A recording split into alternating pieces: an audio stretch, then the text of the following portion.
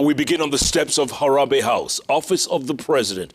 And tonight, the government is sustaining its claims that there is a resurgence of the outlawed Mungiki sect.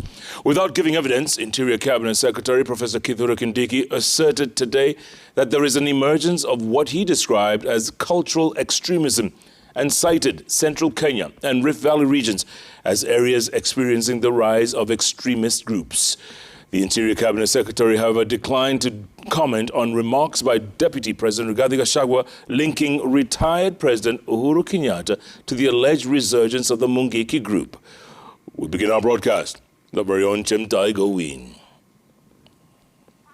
Standing on the steps of Harambee House, Interior Cabinet Secretary Prof Kithure Kindiki, flanked by Principal Secretary Dr. Raymond Omolo and Ministry departmental heads, Kindiki unveiled what he termed as an accountability report of his 200 days in office. Welcome, Waziri.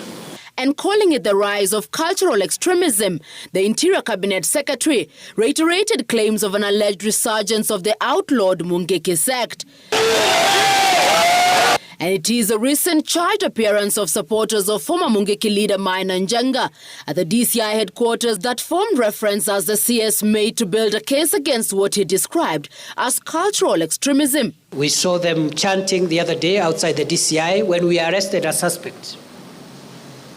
And you can see the courage, the demeanor, the impunity of these criminals.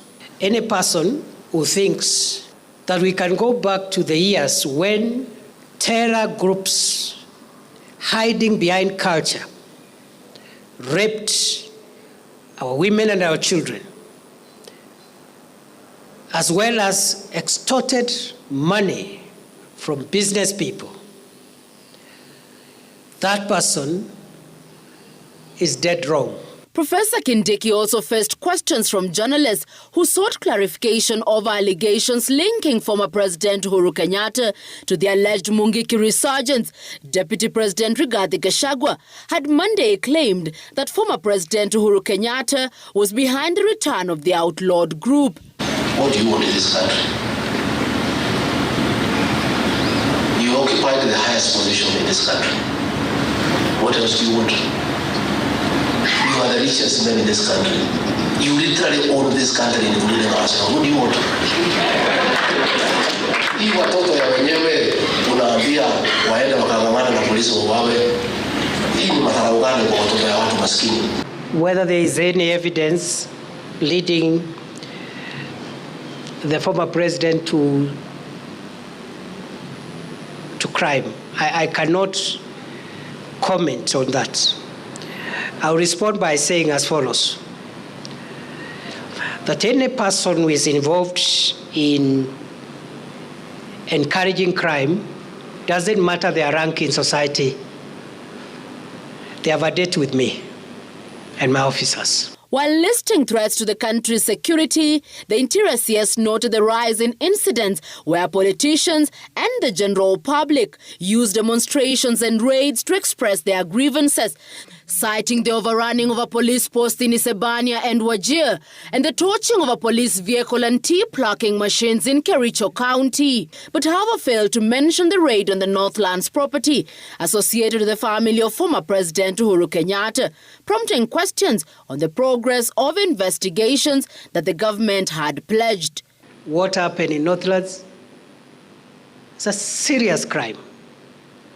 And I want to report, yes, we have undertaken investigations and we will be arraigning some suspects very soon. It has taken a bit of time because of the politicization around it. And I have said to you, dear Kenyans, we don't want to politicize national security. The Interior Cabinet Secretary was also asked to explain whether action had been taken on police officers caught on camera using excessive force on journalists and protesters during the anti-government demonstrations staged in Nairobi over a month ago. All those officers who were mentioned in terms of misusing firearms or excessive use of force have been investigated, and the reports have been made to the prosecuting authorities. A few are still outstanding, and we will not interfere either with the work of IPOA, with the work of other investigative agencies, but at the same time, the government of Kenya will protect and stand behind every security officer who uses their firearms within the Constitution and the law to defend life in the manner in which the Constitution, the law, and the standing orders of the National Police Service permit. Accountability issues dominated the briefing as the Interior CS gave his appraisal of the state of national security on his 6th month in office. Chamutai Goin, Citizen TV, Nairobi. All right, Goin, thanks so much for that. Now